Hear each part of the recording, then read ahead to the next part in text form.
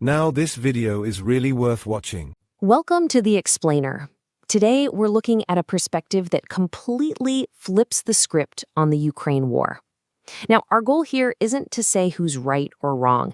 Instead, we're just going to walk through the logic of this alternate view, piece by piece, to understand how the argument is actually built. Okay, so the entire argument we're about to explore really hinges on this one powerful idea.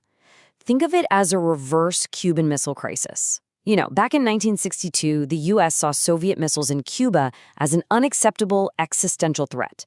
Well, this source argues that Russia viewed the idea of U.S. missiles in Ukraine in the exact same way, as a red line that absolutely could not be crossed. It's a pretty provocative question, right? But it's the absolute core of the viewpoint we're examining today. The argument is that Russia's actions weren't a war of choice, but a defensive reaction they felt forced into.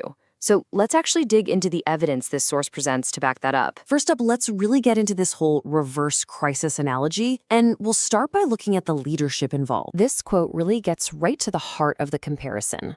The logic here, according to the source, is that back in 1962, we dodged a bullet because Khrushchev was ultimately reasonable.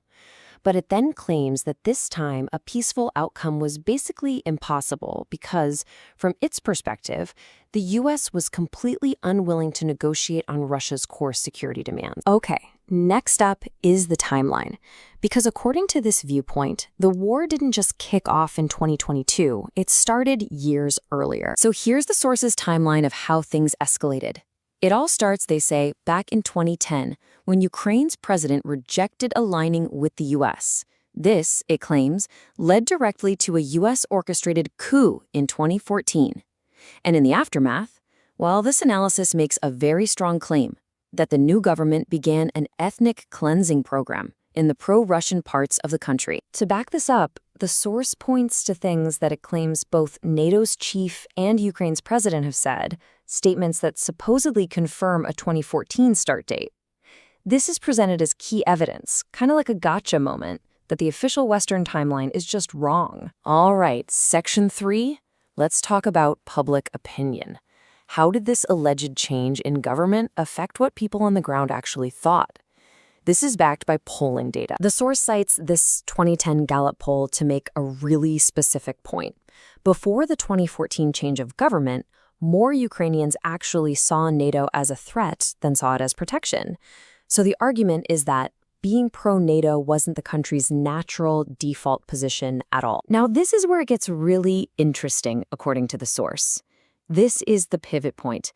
Before 2014, support for joining NATO was low, somewhere around 20%. But immediately after, boom, it reportedly shoots up to over 53%. This viewpoint presents that sharp reversal as direct proof that the change in government successfully reoriented the entire country towards the West. So all of this leads us to the final diplomatic push and what the source calls the very last off-ramps for finding a peaceful solution. First, this perspective points to the Minsk agreements, a peace process it claims was basically doomed from the get-go. The argument is that the U.S. refused to get involved and that Ukraine, even though they signed the deal, never actually complied with it, which just made sure the war in the East would keep going. And this brings us right up to December 2021. This is when Russia formally proposed 2 treaties. You can see the key demands here. Basically, stop NATO expansion and, crucially, don't put missiles near each other's borders. The source presents this as one final last-ditch effort to find a diplomatic way out. And the response? According to this source, a simple, flat no. No counteroffer, no negotiation. The author frames this as the exact moment diplomacy died, leaving Russia, from this viewpoint, with no other path forward. Okay, so finally, let's get to the justification. How does this source frame the invasion itself? It all comes down to this source's ultimate metaphor. Checkmate. The idea is that allowing U.S. missiles in Ukraine, which is super close to Moscow, would be a strategic defeat for Russia before a war even began. It would, allegedly, wipe out their ability to respond to a first strike.